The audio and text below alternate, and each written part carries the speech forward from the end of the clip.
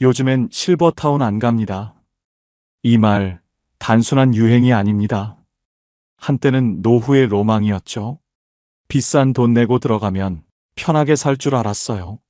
하지만 지금 진짜 부자들은 그 길을 가지 않습니다. 그들은 이미 새로운 노후 주거를 선택했습니다. 비싸지만 이유가 있는 곳, 요양원보다 품격 있고 실버타운보다 자유로운 곳. 오늘은 그곳의 정체를 끝까지 함께 알아보겠습니다. 예전엔 실버타운이 인생의 목표였죠. 나중에 돈 모아서 실버타운 들어가자. 자식한테 짐 안 되고 편하게 살 수 있잖아. 이런 말들 익숙하시죠? 1990년대 후반부터 2010년대까지 실버타운은 성공한 노후의 상징이었습니다. 광고에서도 늘 행복한 노년의 모습을 보여줬어요. 골프장, 수영장, 헬스장, 도서관. 여기 들어오면 인생 2막이 시작됩니다라는 문구와 함께요. 그때만 해도 실버타운은 특별한 사람들만 갈 수 있는 곳이었어요. 경제적 여유가 있고 건강하고 자녀에게 부담 주기 싫은 어르신들. 그런 분들이 선택하는 품격 있는 노후의 상징이었죠. 하지만 막상 들어가 보면 현실은 다릅니다. 입주 보증금 수천만 원, 월 생활비 200만 원에서 300만 원. 어떤 곳은 1억 원 이상의 보증금에 월 400만 원이 넘는 곳도 있어요. 그 정도 돈이면 호텔에서 살겠네? 라고 생각하실 수 있지만 실상은 호텔과는 거리가 멉니다. 그런데 문제는 돈이 아닙니다. 비싼데 불편하고 편리한데 외롭다는 거예요. 실제로 실버타운에 입소했던 한 70대 여성분은 이렇게 말했습니다. 처음엔 좋았어요. 밥 차려주고 청소해주고. 그런데 3개월 지나니까 답답하더라고요. 내가 뭘 하고 싶어도 정해진 시간에만 되고, 누구랑 친해지고 싶어도 다들 문 닫고 살아요. 아침 먹고 방 들어가면 저녁까지 아무도 안 만나요. 한 건물 안에 수백 명이 살아도 대화 한마디 없는 날이 많아요. 복도에서 마주쳐도 고개만 끄덕이고 지나갑니다. 같은 식당에서 밥을 먹어도 각자 자기 테이블에만 앉아요. 왜일까요? 실버타운은 관리에 초점이 맞춰져 있기 때문입니다. 효율적으로, 안전하게, 깔끔하게. 하지만 그 안에 사람 사는 냄새는 없어요. 식사 시간은 정해져 있고 외출은 신고해야 하고 방문객도 제한되는 경우가 많습니다. 손주가 놀러와도 30분 이상 머물 수 없는 곳도 있어요. 관리되는 삶은 편하지만 삶의 온기가 없습니다. 게다가 건강이 나빠지면 더 큰 문제예요. 실버타운은 기본적으로 건강한 노인을 대상으로 합니다. 치매가 오거나 거동이 불편해지면 결국 요양병원이나 요양원으로 옮겨야 해요. 그럼 여기서 지불한 보증금은요? 다시 구해야 하는 거예요? 네, 맞습니다. 실버타운은 건강할 때만 머무를 수 있는 곳이에요. 진짜 돌봄이 필요해지는 순간 다시 길을 나서야 합니다. 한 80대 남성분은 이런 경험을 털어놨어요. 아내가 치매 초기 진단을 받았어요. 그런데 실버타운 측에서 퇴소 통보를 하더라고요. 다른 입주민들에게 피해가 간다면서요. 우리 부부가 10년을 살았는데 하루아침에 쫓겨난 기분이었어요.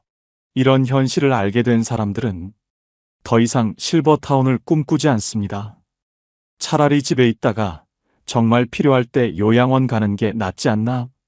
아니면 아예 처음부터 돌봄까지 가능한 곳을 찾아야 하나? 실제로 최근 몇 년 사이 실버타운 평균 입주율은 눈에 띄게 낮아졌습니다. 한때 대부분 만실에 가까웠지만 최근에는 공실이 늘었다는 현장 얘기가 이어지고 있어요. 반면 문의는 여전히 많습니다. 그런데 사람들이 묻는 질문이 달라졌어요. 혹시 아프면 어떻게 되나요? 요양 서비스도 있나요? 치매 걸려도 계속 있을 수 있나요? 이 질문들은 실버타운이 답할 수 없는 질문들이에요. 바로 이 지점에서 새로운 선택지가 등장하기 시작했습니다. 요즘 어르신들은 달라요. 이제는 요양보다 자립을 원합니다. 1950년 60년대생, 즉 지금의 60대 70대는 이전 세대와 확실히 다릅니다. 이분들은 한국의 경제 성장을 이끈 세대예요. 스스로 결정하고 일하고 성취해온 분들이죠. 대학 진학률도 높고 해외여행도 다녀왔고 인터넷도 쓸 줄 알아요. 그래서 나이가 들었다고 해서 누군가에게 관리당하는 삶을 원하지 않아요. 돌봄은 필요하지만 내 생활은 내가 지키고 싶다. 자식에게 부담 주기 싫지만 외롭게 살긴 싫다. 도움은 받되 의존하고 싶진 않다. 이런 마음이 커지면서 새로운 형태의 노후 주거가 주목받고 있습니다. 실제로 최근 설문조사에 따르면 65세 이상 노년층의 78%가 자립적인 생활을 유지하면서도 필요시 돌봄을 받을 수 있는 주거 형태를 원한다고 답했습니다. 그리고 이들이 가장 두려워하는 건 존엄의 상실이었어요. 내가 치매 걸리면 어떡하지? 거동이 불편해지면 자식들한테 짐이 되는 거 아냐? 요양원 가면 사람 취급도 못 받는다던데. 한 70대 남성분은 이렇게 말했습니다. 형이 요양원에 있어요. 한 달에 한 번 면회 가는데 갈 때마다 마음이 아파요. 형은 평생 회사 임원이었거든요. 그런데 거기선 그냥 302호 환자예요. 밥 먹여주고 기저귀 갈아주고. 물론 직원들이 최선을 다하는 거 알아요. 근데 나는 저렇게 살고 싶지 않더라고요.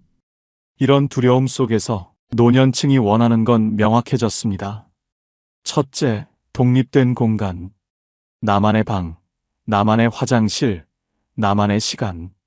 단체 생활이 아니라 개인 생활이 보장되는 곳. 아침에 일어나서 커피 한 잔 마시고, TV 보고, 책 읽고, 이런 소소한 일상이 가능한 곳 말이에요. 둘째, 선택 가능한 돌봄. 아플 때, 필요할 때만 도움받고, 평소엔 내가 원하는 대로 살 수 있는 곳. 오늘은 밥 안 먹고 싶어요 라고 말할 수 있고, 오늘은 방 청소 안 해도 돼요 라고 할 수 있는 자유. 셋째, 품격 있는 환경. 요양원처럼 환자 취급받지 않고 한 사람의 어른으로서 존중받는 곳. 이름이 아니라 호칭으로 불리고 식사도 병원식이 아니라 일반 가정식처럼 나오는 곳. 넷째, 커뮤니티. 혼자 있고 싶을 땐 혼자 있을 수 있지만 외로울 땐 사람을 만날 수 있는 곳. 억지로 프로그램에 참여하지 않아도 되지만 원하면 함께할 수 있는 사람들이 있는 곳. 이 네 가지를 동시에 충족하는 곳, 과연 존재할까요? 많은 사람들이 말했습니다. 그런 곳이 있으면 얼마나 좋겠어요. 근데 현실적으로 불가능하죠. 그럼 호텔이나 다름없는데 그런 곳이 어디 있어요? 하지만 불가능하지 않았습니다. 혼자 살아도 안전하고 필요할 땐 돌봄이 연결되고 무엇보다 내 공간이 보장되는 곳.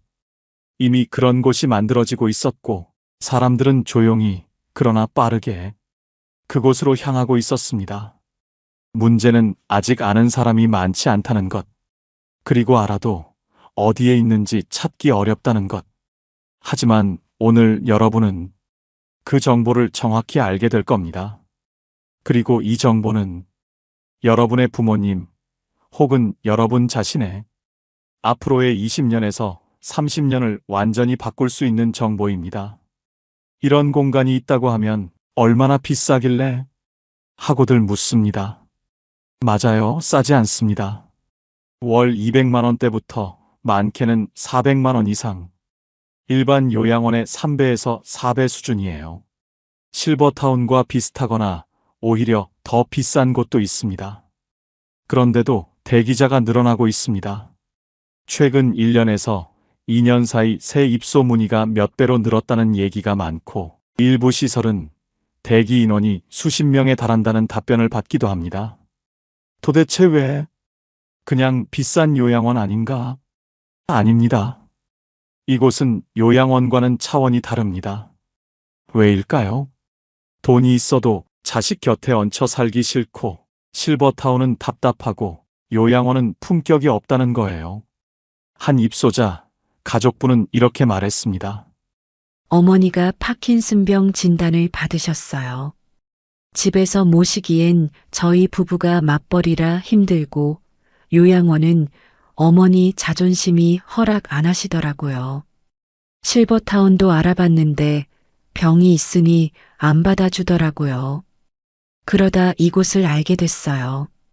어머니가 직접 보시고 여기라면 괜찮겠다고 하셨어요. 진짜 부자들이 이곳을 선택하는 이유, 크게 세 가지입니다. 첫째, 존엄이 지켜집니다. 이곳은 사람을 환자 번호로 부르지 않아요.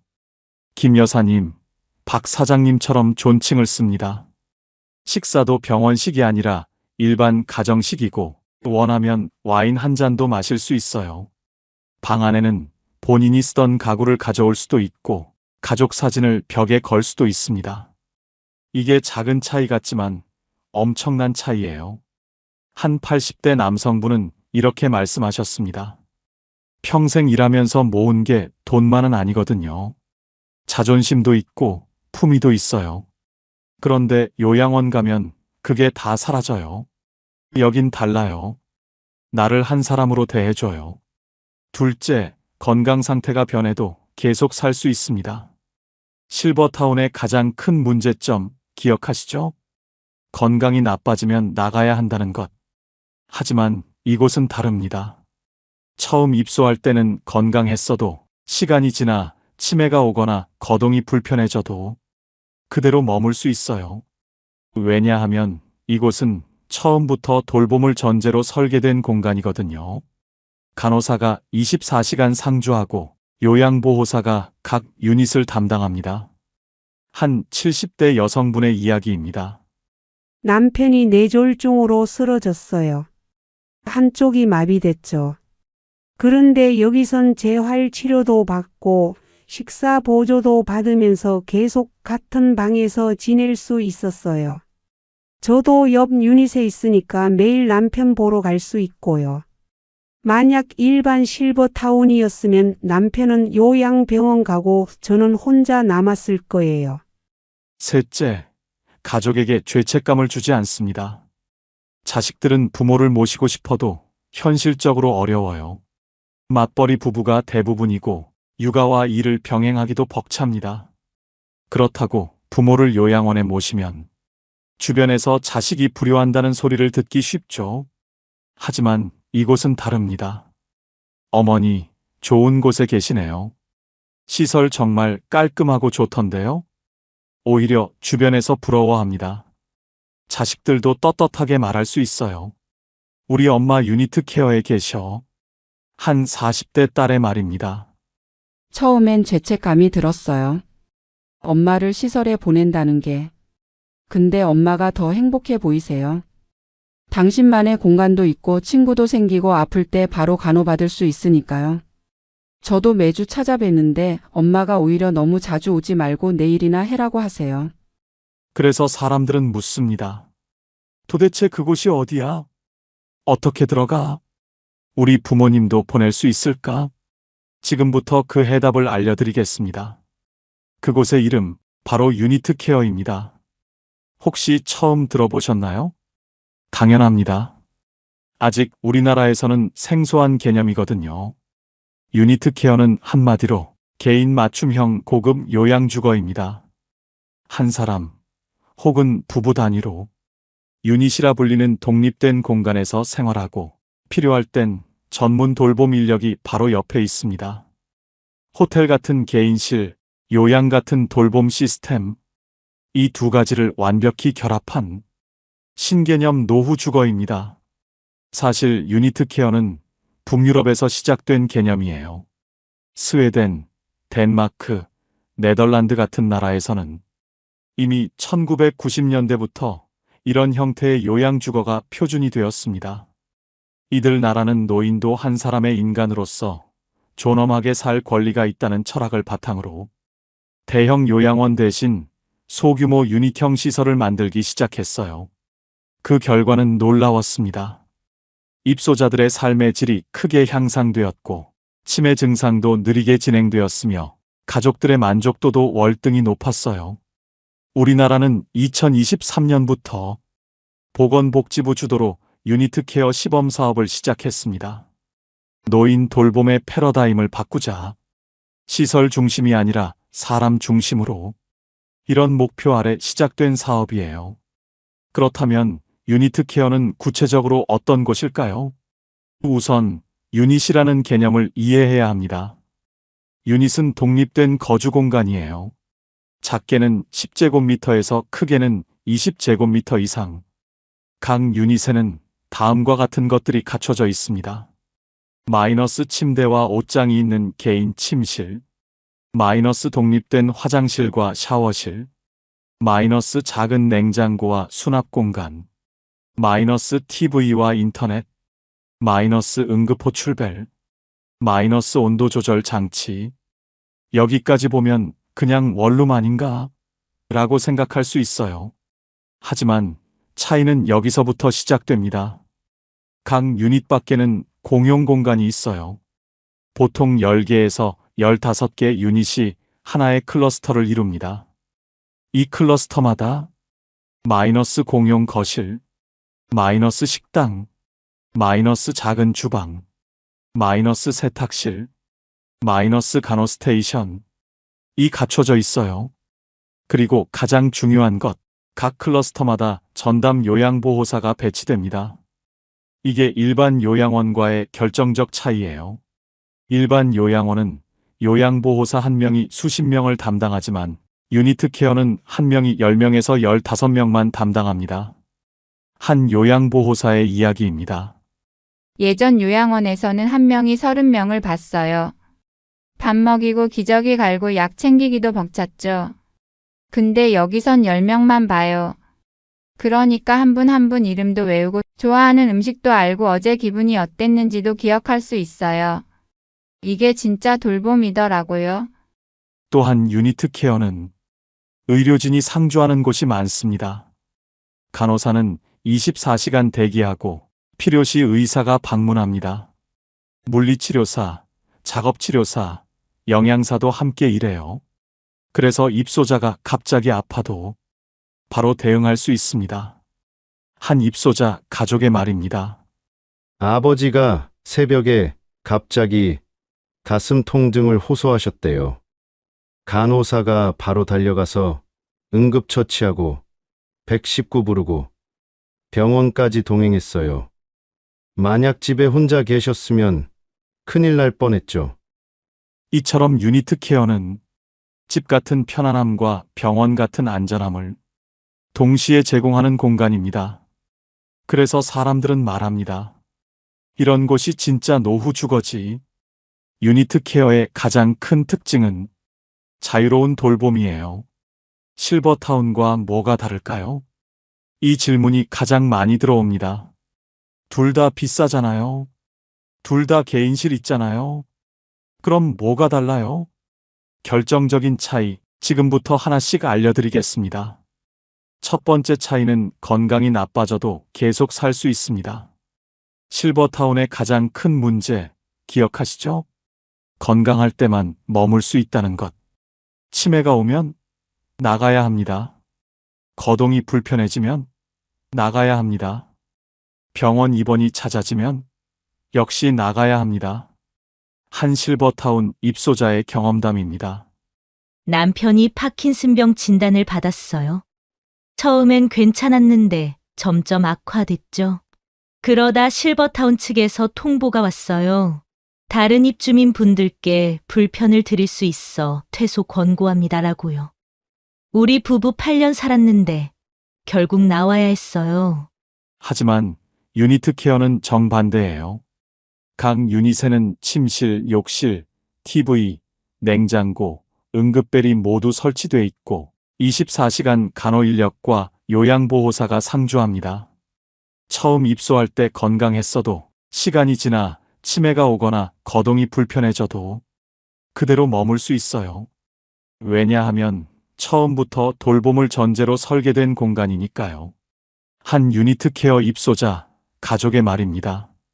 어머니가 처음 입소하실 땐 건강하셨어요. 그런데 2년 뒤 치매 초기 진단을 받으셨죠. 저희는 이제 다른 데로 옮겨야 하나 걱정했는데 시설 측에서 괜찮습니다. 저희가 끝까지 모시겠습니다라고 하더라고요. 지금은 치매가 좀 더 진행됐지만 같은 방에서 편안히 지내세요. 두 번째 차이는 의료 서비스가 기본입니다. 실버타운에는 의료진이 없어요. 간호사가 있는 곳도 있지만 상주하지 않습니다. 아프면 본인이 알아서 병원 가야 해요. 혹은 가족이 데려가야 하죠. 심야에 갑자기 아프면 119 불러야 합니다. 하지만 유니트 케어는 다릅니다. 간호사가 24시간 상주하고 필요시 의사가 방문합니다. 물리치료사, 작업치료사도 있어요. 새벽에 갑자기 가슴이 아파도 응급벨 누르면 2분 안에 간호사가 달려옵니다. 한 입소자의 경험담이에요. 새벽 3시에 갑자기 숨이 안 쉬어지더라고요. 응급벨 눌렀더니 간호사분이 바로 오셨어요. 산소 포화도 재고, 혈압 재고 바로 응급처치 하셨죠? 그리고 119 부르고 병원까지 동행해 주셨어요. 만약 실버타운이었으면 혼자 전화기 찾느라 허둥댔을 거예요. 세 번째 차이는 소규모 커뮤니티가 형성됩니다. 실버타운은 보통 대규모예요. 한 건물에 200명, 300명씩 살아요. 그러다 보니 얼굴은 마주쳐도 이름은 모르는 사람이 대부분이죠. 복도에서 스쳐 지나가고 식당에서 마주쳐도 인사만 하고 각자 방으로 돌아갑니다. 사람은 많은데 외롭다. 실버타운 입소자들이 가장 많이 하는 말이에요. 하지만 유니트 케어는 10명에서 15명이 하나의 가족 단위로 생활합니다. 공용 거실도 아늑하고 식당도 가정집 식당처럼 작아요. 매일 같은 사람들과 얼굴 보고 자연스럽게 이야기 나누고 생일이면 함께 축하해주죠. 한 입소자, 어르신의 이야기입니다. 예전 실버타운에선 300명이 살았어요. 근데 친한 사람 하나 없었죠. 여긴 우리 유닛에 12명 살아요. 다 가족 같아요. 아침에 어제 잘 주무셨어요? 부터 시작해서 저녁에 내일 또 봐요까지. 이게 진짜 사는 거더라고요. 네 번째 차이는 돌봄 강도를 선택할 수 있습니다. 실버타운은 기본적으로 자립을 전제로 해요. 밥 차려주고 청소해주는 건 기본이지만 개인 간병이나 돌봄은 별도 비용이에요. 그것도 아주 비쌉니다. 개인 간병사를 쓰려면 하루 10만 원에서 15만 원, 한 달이면 300만 원에서 450만 원이 추가로 듭니다. 하지만 유니트 케어는 돌봄이 기본 서비스예요. 요양보호사가 각 유닛을 담당하고 필요한 만큼 도움을 받을 수 있어요. 오늘은 혼자 씻을 수 있으면 혼자 씻고, 내일은 힘들면 도움받고, 식사도 마찬가지예요. 식당에서 혼자 먹을 수 있으면 식당에서 먹고, 힘들면 방으로 가져다 드리고, 더 힘들면 식사 보조까지 해드려요. 한 요양보호사의 말입니다. 어르신들 상태가 매일 달라요. 오늘 건강하셔도 내일 컨디션이 안 좋을 수 있거든요. 그래서 저희는 매일 체크해요. 오늘은 어떠세요? 혼자 하실 수 있으세요? 필요한 만큼만 도와드리죠. 이게 진짜 맞춤 돌봄이에요. 실버타운은 기본 비용 외에 추가 비용이 정말 많아요. 개인 간병 따로, 병원 동행 따로, 특식 먹고 싶으면 또 따로, 특수 세탁도 따로예요. 월 300만 원 낸다고 끝이 아니에요. 여기저기 추가하다 보면 어느새 400만 원, 500만 원 훌쩍 넘어가죠. 그런데 유니트 케어는 기본 비용에 대부분 포함돼 있어요. 하루 세 끼 식사에 간식까지 세탁, 청소, 생활지원, 기본 간호, 요양보호까지요. 물론 의료비나 특수치료는 별도지만 일상적인 돌봄은 거의 다 포함이에요. 이게 바로 실버타운 대신 유니트 케어를 선택하는 이유입니다. 나이 들어도 품격 있게 살고 싶고, 아파도 쫓겨나지 않는 곳에서 살고 싶고, 돌봄은 받되 혼자만의 공간은 지키고 싶은 거죠. 이 모든 걸 충족하는 곳, 그곳이 바로 유니트 케어입니다. 유니트 케어는 단순한 요양시설이 아닙니다. 개인 맞춤 돌봄을 중심으로 한 새로운 노년 주거 모델이에요. 그런데 모든 유니트 케어가 똑같지는 않아요. 크게 3가지 유형으로 나뉘는데요. 각자 건강 상태와 경제적 여건에 따라 선택할 수 있어요. 하나씩 살펴볼게요. 첫 번째는 요양병원 부설형 유니트 케어예요. 이름 그대로 요양병원 안에 만들어진 유니트 케어죠. 의료진이 상주하고요. 재활치료랑 간호 중심의 돌봄을 제공합니다. 여기는 누가 들어갈 수 있냐면요. 장기요양 등급 1등급에서 5등급을 받은 분들만 입소할 수 있어요. 장기요양 등급이 뭔지 모르시는 분들 많으실 텐데요. 국민건강보험공단에서 평가하는 돌봄 필요도 등급이에요. 쉽게 말하면 얼마나 돌봄이 필요한지 판정하는 거죠. 1등급이 가장 중증이고요. 5등급이 가장 경증입니다. 요양병원 부설형의 가장 큰 장점은 뭐냐면요. 요양보험이 적용된다는 거예요. 그래서 본인 부담금이 상대적으로 적습니다. 월 60만 원에서 150만 원 정도. 물론 등급이랑 소득 수준에 따라 달라지긴 하지만요. 일반 유료 요양병원보다는 훨씬 저렴해요. 한 가족분이 이런 이야기를 하셨어요. 아버지가 뇌졸중으로 쓰러지셨대요. 한쪽 팔다리를 못 쓰시게 됐죠. 장기요양 1등급 판정받고 유니트 케어 요양병원에 입소하셨답니다. 월 비용은 120만 원 정도 나오는데요. 개인실에서 지내시고 매일 재활치료 받으시고 간호사분들이 24시간 케어해 주신대요. 일반 요양병원이었으면 다인실에서 지내셨을 거래요. 두 번째는 요양원형 유니트 케어입니다. 이건 일상생활은 가능한데 돌봄이 필요한 어르신들을 위한 형태예요. 역시 장기요양 등급자만 들어갈 수 있고요. 요양보호사가 상주하면서 24시간 케어가 기본으로 제공됩니다. 요양병원 부설형이랑 뭐가 다르냐면요. 의료보다는 생활 돌봄에 더 초점이 맞춰져 있어요. 병원 같은 느낌보다는 집 같은 느낌이 더 강하죠. 식사 도움, 목욕 도움, 화장실 이용 도움, 이런 일상생활 지원이 중심이에요. 비용도 요양보험이 적용되니까 본인 부담이 크지 않아요. 월 80만 원에서 180만 원 정도인데요. 등급과 시설에 따라 차이가 있어요. 일반 요양원과 비슷한 수준이지만 환경은 훨씬 좋죠. 한 입소자분 이야기를 들어보니까요. 어머니가 치매 진단을 받으셨대요. 집에서 모시기엔 24시간 돌봄이 필요해서 어려웠고요. 그래서 유니트 케어 요양원에 모셨는데 다인실이 아니라 개인 공간에서 지내시니까 훨씬 안정적이시래요. 같은 유닛에 사시는 분들이랑도 친해지셔서 가족처럼 지내신답니다. 세 번째가 바로 자립형 고급 주거형 유니트 케어예요. 이게 최근에 진짜 부자들이 몰리는 곳으로 주목받고 있는 형태예요. 앞에 2가지랑 결정적으로 다른 점이 있어요. 요양 등급이 없는 건강한 노년층도 입소할 수 있다는 거죠. 쉽게 말하면요. 아직 건강한데 미리 들어가서 사는 거예요. 호텔식 생활과 전문 돌봄을 동시에 누릴 수 있고요. 나중에 건강이 나빠져도 계속 그곳에서 살 수 있어요. 그런데 이 자립형은 전액 자비 부담이에요. 요양보험 적용이 안 돼요. 그래서 비용이 확 올라가죠. 1인실은 월 170만 원에서 300만 원대, 부부실은 250만 원에서 400만 원 이상입니다. 여기엔 뭐가 포함되냐면요. 식사, 세탁, 청소, 간식, 생활지원 서비스가 다 포함돼요. 의료랑 간병은 필요할 때 별도로 청구되고요. 그러니까 한 달 총 비용은 평균 250만 원에서 400만 원 이상 보시면 돼요. 와, 진짜 비싸네요. 네, 맞아요. 비쌉니다.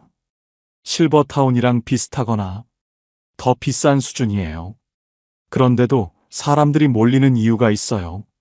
실버타운은 건강할 때만 있을 수 있잖아요. 아프면 나가야 하고요. 그런데 여기는 한번 들어가면 건강이 나빠져도 계속 있을 수 있어요. 요양보호사가 상주하니까 돌봄도 받을 수 있고요. 간호사도 24시간 있으니까 응급 상황에도 바로 대응할 수 있고요. 한 70대 부부분 사례를 말씀드릴게요. 부부가 함께 자립형 유니트 케어에 입소하셨대요. 월 비용은 350만 원 정도 나온답니다. 비싸긴 한데요. 두 분 다 건강하실 때 미리 들어가신 거예요. 지금은 편하게 지내시다가 나중에 누가 먼저 아파도 같은 곳에서 계속 함께 있을 수 있으니까 안심이 되신대요. 자녀분이 이런 말씀을 하시더라고요. 부모님 두 분 모시려면 집에서는 도저히 불가능하고요. 그렇다고 따로 떨어뜨려 놓을 수는 없잖아요. 실버타운은 나중에 건강 나빠지면 나가야 하니까 불안하고요. 그래서 처음부터 돌봄까지 가능한 이곳을 선택했어요. 비용은 부담되지만 마음의 평화를 얻었어요. 이게 바로 돈이 있어도 실버타운 대신 유니트 케어를 선택하는 이유입니다.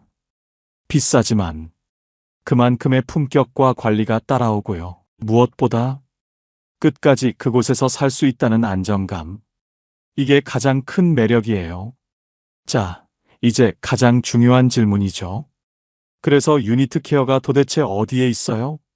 우리 부모님도 보낼 수 있나요? 지금 들으실 내용은 2025년 10월 기준 보건복지부 공식 자료를 바탕으로 정리한 현황입니다. 정확한 정보니까 잘 들어주세요. 현재 보건복지부의 공식 유니트 케어 시범 사업은 전국 7개 시설에서 총 11개 유니트가 운영 중입니다. 뭐야, 겨우 11개밖에 안 돼요? 네, 맞아요. 아직 많지 않아요. 그중 경기도가 4개소로 가장 많고요. 그 외에 전북, 전남, 충남 지역에서도 1차 시범 사업이 진행 중입니다. 이 시설들은 모두 노인요양병원이나 요양원 부설 형태로 운영되고 있으며 2024년 7월부터 실제 입소가 이루어지고 있어요. 그러니까 지금 시점에서 실제로 사람들이 살고 있는 곳이에요. 한 입소자 가족분 이야기를 들어봤어요. 작년 여름에 경기도에 있는 유니트 케어 시설의 어머니를 모셨어요. 처음엔 반신반의했는데 가보니까 정말 달랐어요. 개인실도 깔끔하고 간호사분들도 친절하시고 무엇보다 어머니가 편안해 하시더라고요. 그런데 중요한 소식이 하나 더 있어요. 2025년 7월부터는 2차 유니트 케어 시범 사업이 시작될 예정이에요. 약 20개 유니트가 새로 선정되어 현재보다 2배 가까이 늘어날 계획입니다. 그럼 지금 신청하면 되나요? 잠깐만요. 여기서 주의하셔야 할 게 있어요. 지금 시점인 10월 기준으로는 2차 시설이 아직 본격 운영되진 않았고요. 선정 및 준비 단계에 있습니다. 즉, 현재는 1차 시범 사업 11개 유니트가 운영 중이고 내년부터는 본격적으로 전국 확대가 이루어질 예정이에요. 그럼 우리 지역에는 없는데 어떡하죠? 이게 지금 많은 분들이 겪는 어려움이에요. 서울에는 아직 공식 시범 사업 시설이 없고요. 부산, 대구, 인천 같은 대도시에도 없어요. 그래서 경기도나 다른 지역으로 알아보시는 분들이 많습니다. 한 서울 거주자분은 이렇게 말씀하셨어요. 서울에 살지만 부모님은 경기도 유니트 케어에 계세요. 처음엔 멀어서 걱정했는데 1시간이면 가니까 괜찮더라고요. 주말마다 찾아뵙고 평일엔 영상통화로 얼굴 봐요. 멀어도 좋은 환경에 계시는 게 마음이 편해요. 그리고 또 하나 알아두셔야 할 게 있어요. 공식 시범 사업 외에도 민간에서 운영하는 유니트 케어형 시설들이 조금씩 생기고 있어요. 이런 곳들은 보건복지부 시범사업은 아니지만 유니트 케어 개념을 도입해서 운영하는 곳들이에요. 당연히 전액 자비 부담이고요. 비용도 더 비싼 편이에요. 하지만 선택지가 많지 않으니까 이런 곳들도 알아보시는 분들이 계세요. 그럼 어떻게 찾아요? 일단 가장 확실한 방법은 보건복지부나 국민건강보험공단 홈페이지에 올라온 유니트 케어 시범사업 공지문을 확인하는 거예요. 거기엔 참여기관 이름과 주소, 연락처가 전부 공개되어 있습니다. 참여시설 목록을 확인하셨다면 해당 시설에 직접 전화로 문의하시면 됩니다. 현재 입소 가능 여부, 대기 상황, 비용 등을 상담받으실 수 있어요. 입소하려면 어떻게 해야 하나요? 일단 장기요양 등급이 필요한 곳은 먼저 등급 신청을 하셔야 해요.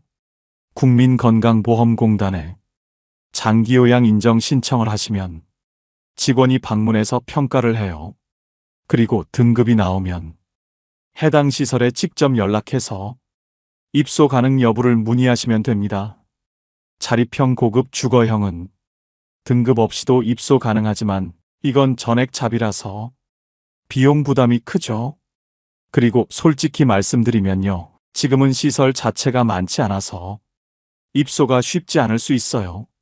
각 시설마다 상황이 다르니까 직접 문의해 보시는 게 가장 확실합니다. 이제 유니트 케어는 요양의 개념을 넘어 노년의 자립과 품격을 함께 담는 새로운 노후 주거 모델로 자리 잡고 있습니다. 아직은 시작 단계예요. 시설도 많지 않고 알려지지도 않았죠. 하지만 빠르게 확대되고 있어요. 내년이면 20개 유니트가 더 생기고 그 다음 해면 더 많이 생길 거예요. 지금은 경기도, 전북, 전남, 충남 이 지역들에만 있지만 머지않아 전국 어디서나 유니트 케어를 선택할 수 있는 날이 올 거예요. 그때가 되면 노후의 기준이 완전히 바뀔 겁니다. 실버타운이 아니라 유니트 케어. 이게 새로운 표준이 되는 거죠. 유니트 케어는 단순한 시설이 아닙니다. 돌봄, 자립, 품격. 이 세 가지를 동시에 지키는 노년의 새로운 주거예요. 지금까지 우리는 노후를 준비할 때 항상 선택을 강요받았어요. 집에서 자식과 살 것인가, 시설로 갈 것인가, 편안함을 택할 것인가, 자유를 택할 것인가. 이 모든 게 양자택일의 문제였죠. 하지만 이제는 달라졌습니다. 유니트 케어는 이 모든 걸 함께 가질 수 있는 곳이에요. 실버타운보다 비싸지만 그만큼 삶의 질이 다릅니다. 예전엔 노후가 버티는 시간이었어요.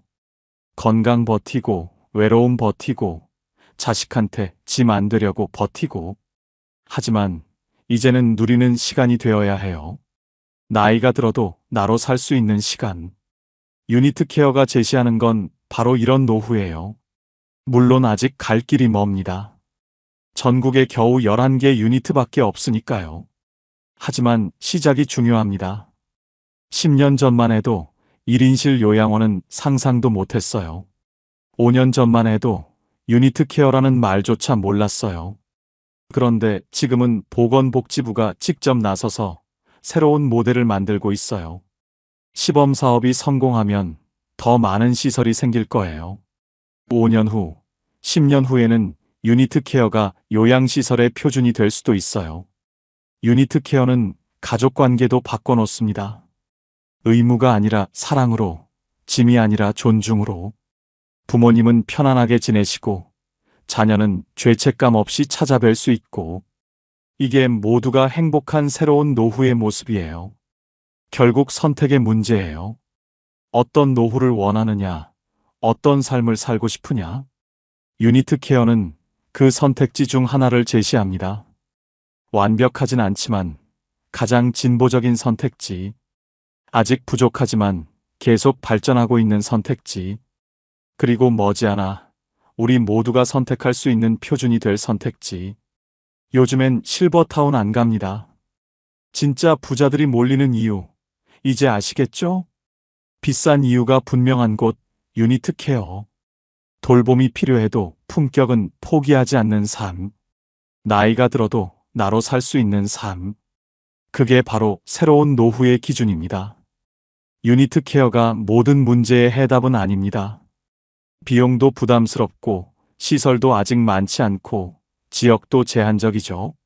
하지만 분명한 건 이게 올바른 방향이라는 거예요. 10년 후, 20년 후, 우리가 나이 들었을 때는 지금보다 훨씬 더 많은 선택지가 있을 겁니다. 그리고 그 선택지 중 하나는 분명 유니트 케어일 거예요. 오늘 이 영상이 여러분의 선택에 조금이라도 도움이 되었길 바랍니다. 부모님을 위해서든 본인을 위해서든 미리 알아두는 것만으로도 충분히 가치가 있으니까요. 새로운 노후, 이제 선택할 수 있습니다. 오늘 영상이 도움이 되셨다면 좋아요와 구독 부탁드립니다. 여러분의 노후가 품격 있고 행복하기를 바랍니다. 감사합니다. 통장을 열어봤습니다. 6,247만 원. 3년 전만 해도 1억 3천이었는데 이제 절반도 남지 않았습니다. 여보, 우리 뭘 잘못한 거야? 연금도 나오고 집도 있는데 왜 우린 점점 가난해지고 있을까요? 퇴직 후의 삶은 생각보다 훨씬 빠르게 변했습니다. 돈보다 마음이 먼저 무너졌고 그제서야 깨달았습니다. 문제는 돈이 아니라 습관과 태도였다는 걸. 오늘은 그 이유와 우리 부부가 다시 일어선 방법을 이야기하려 합니다. 퇴직 후 첫날 아침 알람이 울리지 않는다는 게 이렇게 낯설 줄 몰랐습니다. 30년 넘게 같은 시간에 깨어나던 몸이 이상하게 허전했습니다. 늘 입던 작업복 대신 편한 트레이닝복을 입고 거실에 앉았습니다. 커피를 내리며 창밖을 보니 봄볕이 참 따뜻했습니다. 이제 좀 쉬어야지. 그날만큼은 세상을 다 가진 기분이었습니다. 누가 뭐래도 이건 내 인생의 보상이라 생각했죠. 퇴직금 1억 3천만 원. 평생 몸으로 벌어온 결과물이라. 그 숫자만 봐도 마음이 든든했습니다. 은행 직원이 이 정도면 여유롭게 지내시겠어요? 하던 말이 그땐 참 달콤하게 들렸습니다. 국민연금도 곧 나오고 아내 정임이와 전국 여행도 다닐 거라며 들뜬 마음으로 계획표까지 그렸습니다. 그런데 그 행복은 생각보다 오래가지 않았습니다. 처음 1년은 정말 괜찮았습니다. 이 정도는 괜찮겠지 하며 친구들과 점심도 먹고 손주에게 용돈도 주고 명절엔 선물도 넉넉히 보냈습니다. 현장에서 그렇게 고생했는데 이 정도 여유는 누려도 된다고 생각했습니다. 그런데 이상했습니다. 통장 잔액이 눈에 띄게 줄어들고 있었습니다. 계산기를 꺼내 몇 번을 눌러봤지만 답은 하나였습니다. 이 속도로 쓰면 몇 년 못 간다. 퇴직금 1억 3천, 3년이 지나니 절반이 사라졌습니다. 연금은 월 90만 원, 생활비는 매달 150만 원이 넘었습니다. 모자라는 돈은 결국 퇴직금에서 꺼내 썼습니다. 처음엔 지금만 잠깐이야. 이러다 안정되면 괜찮겠지. 그렇게 위안했지만 그 잠깐이 3년을 채우고 통장 잔액은 6,247만 원만 남았습니다. 숫자를 보는 순간 숨이 막혔습니다. 이럴 리가 없는데. 손끝이 떨렸습니다. 어디서부터 잘못된 걸까? 특별히 낭비한 것도 없는데 돈이 사라지는 속도가 너무 빨랐습니다. 밤마다 계산기를 두드리며 머릿속이 복잡해졌습니다. 전기세, 관리비, 통신비, 보험료, 병원비, 경조사비, 손주 용돈, 외식비. 하나하나 보면 큰 돈이 아닌데 합치면 한 달에 150이 훌쩍 넘었습니다. 퇴직 전에는 몰랐습니다. 월급이 꼬박꼬박 들어오니 자동이체로 빠져나가도 별 신경을 안 썼습니다. 그게 습관이었죠. 그 습관이 퇴직 후에도 그대로 남아 있었습니다. 그러다 문득 이런 생각이 들었습니다. 이러다 진짜 가난해지는 거 아닌가? 밤에 누워 천장을 보는데 가슴이 쿵쾅거렸습니다. 자다가 깨서 냉장고 앞에 앉아 전기세 고지서를 한참 들여다봤습니다. 내가 이렇게 사치한 사람인가? 그게 아니었습니다. 단지 나는 계획 없이 쓰는 사람이 되어 있었습니다. 퇴직 전엔 돈이 모이는 시절이었습니다. 매달 들어오니까 쓴다는 개념보다 남는 게 얼마냐가 중요했죠. 하지만 퇴직 후엔 돈이 빠져나가는 시절로 바뀌었습니다. 그리고 나는 그 변화를 너무 늦게 깨달았습니다. 친구들은 다들 골프 치러 다니고 퇴직 후 동호회에 들어가 여행 사진을 SNS에 올렸습니다. 그들의 웃음이 부러우면서도 한편으론 서늘했습니다. 나만 이렇게 불안한가? 우리만 뭔가 잘못된 건가? 그때 처음으로 내가 가진 돈의 무게보다 없어질 돈의 속도가 더 무섭게 느껴졌습니다. 퇴직금은 한 번 들어오면 끝이지만 생활비는 매달 빠져나갑니다. 결국 버는 흐름이 없는 돈은 시간이 갈수록 줄어들 수밖에 없다는 걸 뒤늦게 알았습니다. 그날 밤 아내가 조용히 말했습니다. 여보, 이제 우리도 계획을 다시 세워야 하지 않을까? 그 말이 이상하게 마음에 남았습니다. 처음엔 자존심이 스쳤습니다. 무슨 계획이야, 아직 괜찮은데. 그렇게 말했지만 내 마음 한쪽이 불안하게 떨렸습니다. 다음 날 아침 커피잔을 들고 통장을 다시 열어봤습니다. 6,247만 원. 세 자리 숫자가 이렇게 차갑게 느껴진 적은 처음이었습니다. 이 돈이 다 떨어지면 그 다음은 뭘로 살아야 하지? 그 질문 하나가 머릿속을 떠나지 않았습니다. 돈보다 무서운 건 돈이 줄어드는 이유를 모르는 상태로 사는 거였습니다. 여보, 우리 뭘 잘못한 걸까? 연금도 있는데 왜 점점 가난해지는 걸까?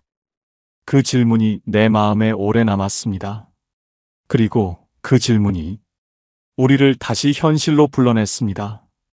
아직은 몰랐지만 그게 우리 인생 두 번째 전환점의 시작이었습니다. 퇴직 후 3년 저는 늘 이렇게 생각했습니다. 이 정도는 괜찮겠지. 하지만 그 괜찮겠지라는 말이 저와 아내를 천천히 가난하게 만들고 있었습니다. 처음엔 정말 사소한 것들이었습니다. 점심 한 번쯤은 친구들과 나가서 먹고, 손주 생일이면 장난감 하나 사주고, 명절이면 고기 세트 하나쯤 보내주고, 이 정도는 괜찮잖아. 평생 벌어온 건데.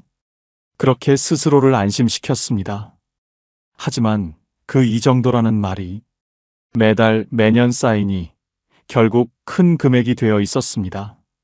어느 날은 통장을 들여다보다가 하루 동안 3번이나 문자 알림을 받았습니다. 하나는 카드값, 하나는 보험료, 하나는 관리비, 그리고 그 밑에 자동이체 완료라는 글씨. 그 글씨가 그날따라 유난히 차갑게 느껴졌습니다. 퇴직 전에는 이런 생각조차 하지 않았습니다. 매달 월급이 들어오니까 얼마가 빠져나가든 괜찮다고 생각했습니다. 이번 달도 고생했으니 써야지. 그게 제 방식이었습니다. 하지만 퇴직 후엔 달랐습니다. 돈은 더 이상 들어오지 않는데 나가는 건 그대로였습니다. 아니, 오히려 더 늘어났습니다. 집에 있으니 전기세가 더 나오고 시간이 많으니 외식도 잦아졌습니다. 그런데도 저는 현실을 부정했습니다. 이 정도는 괜찮겠지. 그 말을 스스로에게 되뇌며 안심하려 했습니다. 하지만 그건 안심이 아니라 도망이었습니다. 어느 날은 친구에게서 전화가 왔습니다. 야, 이번 주에 골프나 한번 치자. 순간 말이 막혔습니다. 아, 이번 주는 좀 바빠서. 사실 바쁜 일은 아무것도 없었습니다. 그냥 돈이 아까웠습니다. 전화를 끊고 한참을 멍하니 앉아 있었습니다. 서운함보다 먼저 밀려온 건 자괴감이었습니다. 나는 언제 이렇게 계산적인 사람이 됐을까? 그 생각이 마음을 무겁게 짓눌렀습니다. 퇴직금이 인생의 완성이라고 믿었지만 사실은 시작부터 잘못된 믿음이었습니다. 퇴직금은 평생 쌓아둔 돈이 아니라 앞으로 버텨야 할 시간의 예산이었습니다. 저는 그걸 너무 늦게 깨달았습니다. 그날 저녁 아내가 조심스럽게 말했습니다. 여보, 우리 생활비를 조금 줄여보면 어떨까? 그 말에 괜히 짜증이 났습니다. 당신, 내가 벌어온 돈이 얼만데? 이 정도도 못 쓰겠어? 아내는 아무 말 없이 식탁을 치웠습니다. 그 뒷모습을 보는데 괜히 미안해졌습니다. 화가 난 게 아니었습니다. 단지 두려웠던 거였습니다. 이대로 가면 정말 얼마 못 버티겠구나. 그날 밤 잠이 오지 않아 서랍에서 예전 통장을 꺼내봤습니다. 월급이 꼬박 들어오던 시절, 그 시절엔 불안이란 걸 몰랐습니다. 다음 달에도 들어오니까 그 단순한 믿음이 얼마나 큰 안전망이었는지 이제서야 알게 됐습니다. 퇴직 후에는 그 안전망이 사라집니다. 그걸 모르고 살았던 게 제 가장 큰 착각이었습니다. 저는 늘 이렇게 생각했습니다. 노후는 절약하면서 살면 되겠지. 하지만 절약만으로는 버틸 수 없었습니다. 돈이 나가는 흐름을 막지 못하면 아무리 아껴 써도 결국 바닥이 보였습니다. 연금이 나오면 마음이 편해질 줄 알았습니다. 하지만 매달 들어오는 90만 원은 숨만 붙어 있을 만큼의 최소한이었습니다. 그 돈으로는 기본적인 생활비도 감당이 되지 않았습니다. 결국 문제는 돈이 아니라 습관이었습니다. 벌 때처럼 쓰는 습관, 그리고 아직 괜찮겠지 하는 태도. 그게 우리를 천천히 가난하게 만들고 있었습니다. 퇴직 후에도 사람은 일할 때의 습관을 그대로 가져갑니다. 그게 문제였습니다. 그날 이후 저는 메모장을 꺼냈습니다. 하루 지출을 하나하나 적어보기 시작했습니다. 커피 한 잔, 손주 용돈, 병원비까지. 그제야 알았습니다. 돈이 사라진 게 아니라 흘러가고 있었다는 걸.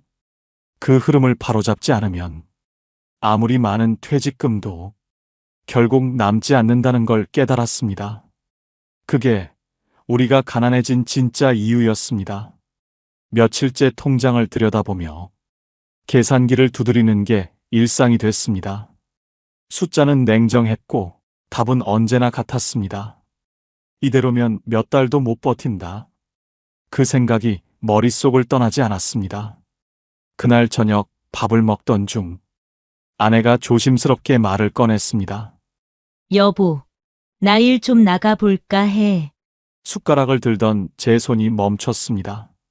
일? 무슨 일? 요즘 반찬 가게에서 사람 구한대. 하루 4시간 정도 도와주면 된대. 그거라도 하면 생활비에 좀 보탬이 되잖아. 그 말을 듣는 순간 가슴 한쪽이 무겁게 내려앉았습니다.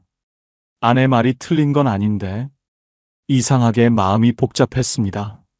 당신 이제 좀 쉬어. 평생 고생했잖아. 그 나이에 또 일을 나가면 몸 버려. 아내는 잠시 고개를 숙였다가 조용히 말했습니다. 그럼 당신이라도 파트타임이라도 구해보면 어때? 그 말에 가슴이 철렁 내려앉았습니다. 하지만 입에서는 단호하게 말이 튀어나왔습니다. 나는 이제 좀 쉬고 싶어. 평생 일했잖아. 젊은 사람들도 일 없다고 난리인데 내가 또 뭐 하라고? 아내는 대꾸하지 않았습니다. 그 조용한 표정이 오히려 더 불편했습니다. 말은 내가 더 세게 했는데 왜 이렇게 초라한 기분이 들까 싶었습니다. 그날 밤 혼자 거실에 앉아 있었습니다. 텔레비전에서는 여행 광고가 흘러나왔습니다. 인생의 제2막, 여유로운 은퇴를 즐기세요. 그 문장을 듣는데 피식 웃음이 나왔습니다. 여유라니, 그게 다 가진 사람 얘기지. 요즘 친구들은 다들 바쁘다고 합니다. 골프 치고, 동호회 나가고, 사진 찍고 여행 다니고. 그런데 저는 달랐습니다. 놀아도 불안하고, 일을 하자니 몸이 지쳤습니다. 나는 평생 일만 했는데 이 나이에도 또 일을 해야 한다고? 그 생각이 들자 괜히 서러워졌습니다. 일을 안 하는 게 게으른 게 아니라 그냥 이제는 좀 지친 거였습니다. 다음 날 아내는 반찬 가게 면접을 보러 나갔습니다. 저는 괜히 TV를 켜놓고 중얼거렸습니다. 내가 뭐 놀고 싶어서 노는 줄 아나. 하지만 제 말은 결국 변명이었습니다. 점심 무렵 아내가 돌아왔습니다. 다음 주부터 출근하래. 아침 9시부터 1시까지. 주 5일이래. 저는 무심히 물었습니다. 얼마 준대? 한 달에 한 85만 원쯤 된다고. 그래, 잘 됐네. 입으로는 그렇게 말했지만 속은 괜히 쓰라렸습니다. 그날 밤 아내는 피곤한 얼굴로 잠이 들었습니다. 저는 불을 끄고 혼잣말을 했습니다. 내가 이 나이에 또 일을 해야 하나? 이게 다 뭐라고? 눈을 감았지만 잠이 오지 않았습니다. 그동안 버텼다는 자부심, 평생 일한 피로감, 그리고 또 일해야 하나 하는 막막함이 한꺼번에 몰려왔습니다. 평생 일만 했는데 이제 좀 쉬고 싶다는 게 죄인가? 그 말이 목끝까지 올라왔지만 아무에게도 할 수 없었습니다. 결국 현실은 달라지지 않았습니다. 돈은 여전히 빠져나가고 불안은 점점 커졌습니다. 그때는 몰랐습니다. 진짜 문제는 돈이 아니라 마음을 붙잡을 자리가 사라졌다는 거였습니다. 아내가 반찬 만드는 일을 시작한 지 어느새 한 달이 넘었습니다. 아침마다 부엌에서 들려오는 칼질 소리로 하루가 시작됩니다.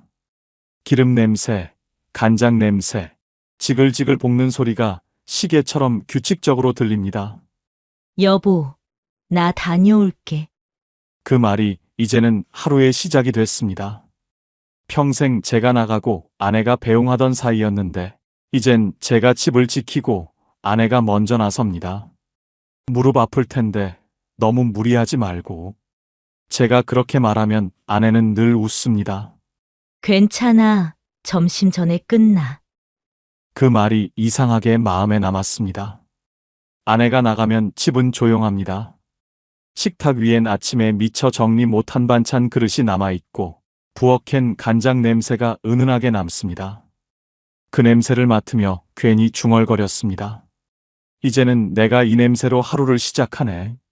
퇴직하고 처음엔 이제 좀 쉬자는 생각뿐이었습니다. 그런데 요즘은 쉬는 게 오히려 더 피곤하게 느껴집니다. 아내는 아침마다 움직이는데 나는 하루 종일 가만히 있으니까요. 가끔 TV를 켜도 내용이 귀에 들어오지 않습니다. 계산기만 만지작거리다가 덮어두길 반복했습니다. 이러다 나만 늙는 거 아닌가? 그런 생각이 문득 들었습니다. 점심쯤 현관문이 열립니다. 아내가 돌아온 겁니다. 다녀왔어. 손에는 반찬 냄새가 배어 있고 피곤한 얼굴인데 이상하게 밝습니다. 오늘 어묵볶음 만들었는데 사장님이 나보고 손 빠르대. 그 말을 들으면 입꼬리가 절로 올라갑니다. 그래, 잘 됐네. 짧게 그렇게 대답하면서도 속으론 묘하게 기분이 좋습니다. 식탁에 앉아 같이 점심을 먹었습니다. 아내가 만든 반찬을 먹으며 말했습니다. 이게 오늘 만든 거야? 응. 남은 재료 조금 챙겨왔어. 소박한 음식인데 이상하게 더 맛있었습니다. 예전엔 돈을 버는 게 전부라고 생각했습니다. 하지만 요즘은 아내가 일하는 그 몇 시간이 우리 삶을 다시 움직이게 만드는 시간이라는 걸 느낍니다. 퇴직 후 처음으로 집이 다시 살아있는 느낌이 들었습니다. 냄새로, 웃음으로, 목소리로. 그게 다 아내가 만들어낸 온도였습니다. 사는 건 결국 누가 오래 버티느냐의 싸움이구나. 그날 그렇게 생각했습니다. 그리고 그 싸움을 아내가 조용히 이기고 있다는 걸 깨달았습니다. 아내가 반찬 만드는 일을 시작한 뒤로 집이 달라졌습니다. 매일 똑같던 공기가 조금씩 다시 살아나는 것 같았습니다. 나는 그대로인데 세상은 다시 움직이고 있었습니다. 그걸 느끼는 게 조금 괴로웠습니다. 그날도 오전 내내 멍하니 앉아 있었습니다. TV에서는 연금 이야기, 노후 준비 얘기만 흘러나왔습니다. 리모컨을 내려놓으며 생각했습니다. 나도 뭐라도 해야 하는 거 아닌가. 그때 예전에 함께 일하던 반장에게 전화가 왔습니다. 형님, 요즘 뭐 하세요? 우리 현장에 사람 하나 비었어요. 무거운 일 아니고 출입관리 보조예요. 헬멧 확인하고 차량 안내 정도라 괜찮을 겁니다. 순간 망설였습니다. 몸이 아니라 마음이 문제였습니다. 이 나이에 다시 현장이라니. 그 말이 머릿속에 계속 맴돌았습니다. 그날 밤 밥을 먹다 아내에게 조심스럽게 말했습니다.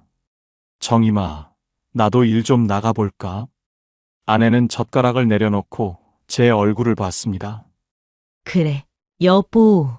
힘들면 언제든 그만둬. 그냥 당신이 다시 활기차지면 좋겠어.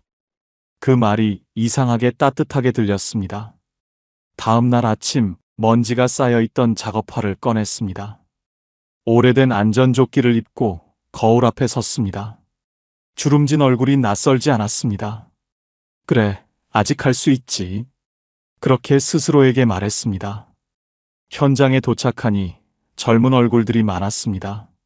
형님, 이쪽에 서서 안전모 확인 좀 부탁드릴게요. 그 말에 고개를 끄덕이며 자리를 잡았습니다. 일은 단순했습니다. 공사장 입구에서 출입하는 인원과 차량을 체크하고 안전모를 안 쓴 사람에게 조용히 알려주는 일. 크게 몸을 쓰는 일은 아니었지만 하루 종일 서 있어야 했습니다. 처음엔 괜히 쑥스러웠습니다. 예전엔 현장을 이끌던 사람이었는데 이젠 출입을 지키는 사람이라니. 삶이 이렇게 돌 수도 있구나 싶었습니다. 그런데 이상했습니다. 하루가 지나고 나니 그 단순한 일 속에서도 이상하게 마음이 편안했습니다. 누군가에게 형님 수고하셨습니다. 그 한마디가 그렇게 따뜻할 줄 몰랐습니다. 점심시간에 반장이 다가와 말했습니다. 형님, 오랜만인데도 꼼꼼하시네요. 덕분에 현장 분위기가 좋아요. 그 말에 피식 웃음이 났습니다. 별일 아닌 칭찬인데 이상하게 가슴이 뭉클했습니다.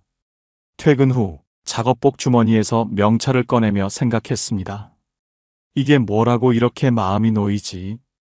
하루 종일 서 있었지만 왠지 모르게 몸이 가벼웠습니다. 집에 돌아오니 아내가 말했습니다. 오늘 어땠어? 별일 없었어. 그냥 서 있는 일인데 그래도 나를 부르는 사람이 있다는 게 좋더라. 그 말이 제 입에서 저절로 나왔습니다. 샤워를 마치고 거울을 봤습니다. 피곤한 얼굴인데도 묘하게 생기가 돌았습니다. 돈을 버는 게 아니라 버틸 힘을 벌고 있는 거였구나. 퇴직 후 처음으로 집으로 돌아가는 길이 가볍게 느껴졌습니다. 낮은 햇살 아래 현장 입구에서 흔들리던 주황색 조끼가 이상하게 자랑스럽게 느껴졌습니다. 며칠 전 아들한테 전화가 왔습니다. 아버지, 저 결혼하려고요. 그 한마디가 그렇게 반가울 수가 없었습니다. 그래, 잘 됐다. 짧은 대답이었지만 가슴이 뭉클했습니다. 그동안 걱정이 많았거든요. 취업도 늦고 혼자 산 지 벌써 몇 해. 이제야 제 길을 찾는구나 싶었습니다. 그날 저녁 아내에게 말했습니다. 우리 아들 결혼한대. 아내는 잠시 멈칫하더니 그래, 그럴 때가 됐지. 하고 웃었습니다. 그 미소 속엔 기쁨도 있었고 어딘가 불안한 기색도 보였습니다. 며칠 뒤 아들이 예비 며느리를 데리고 왔습니다. 단정하고 예의 바른 아이였습니다. 밥상머리에 앉아 이런저런 이야기를 하다 아들이 조심스럽게 말을 꺼냈습니다. 아버지, 조금만 도와주세요. 그 말이 마음에 걸렸습니다. 아내가 먼저 웃으며 말했습니다. 그래, 걱정하지 마. 우리가 도와줄게. 그 말이 참 자연스럽게 나왔는데 내 마음은 복잡했습니다. 그날 밤 나는 통장을 열었습니다. 잔액은 6,247만 원. 퇴직한 지 3년 만에 이렇게 줄어 있었습니다. 이걸로 얼마나 버틸 수 있을까? 손끝이 식어갔습니다. 결혼식비, 예단, 예물, 신혼집 보증금. 그중 어느 하나도 가볍지 않았습니다. 아내는 5천만 원이면 웬만한 건 해결될 거야. 라고 했지만 그 숫자가 너무 크게 느껴졌습니다. 며칠 동안 계산기를 두드렸습니다. 한 번은 3천만 원까지만, 한 번은 4천만 원까지 줄여봤습니다.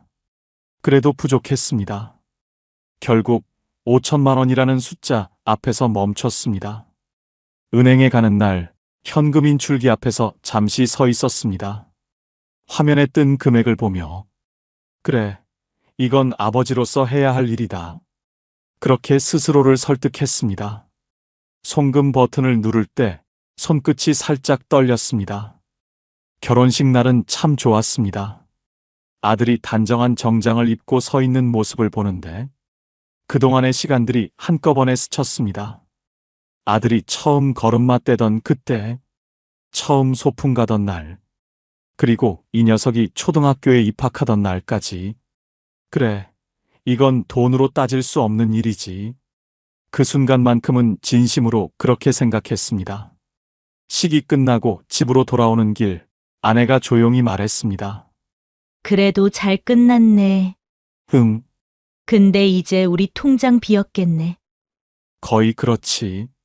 그래도 후회는 안 하지? 아니, 그건 없지. 말은 그렇게 했지만 속으로는 뭔가 내려앉는 느낌이 들었습니다.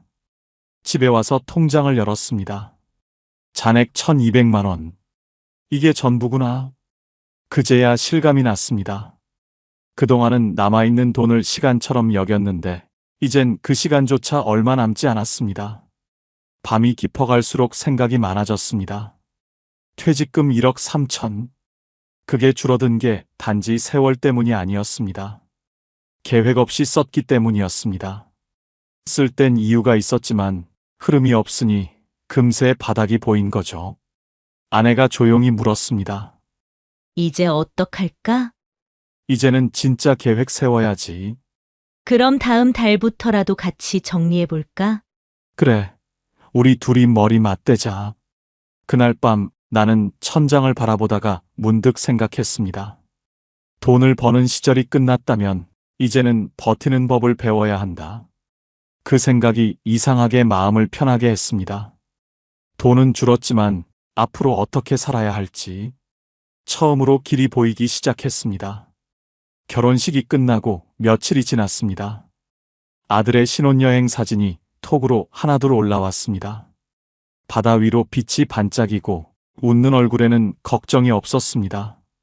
그 사진을 보며 저도 웃었지만 손끝은 여전히 묵직했습니다. 통장을 열었습니다. 잔액은 1,200만 원.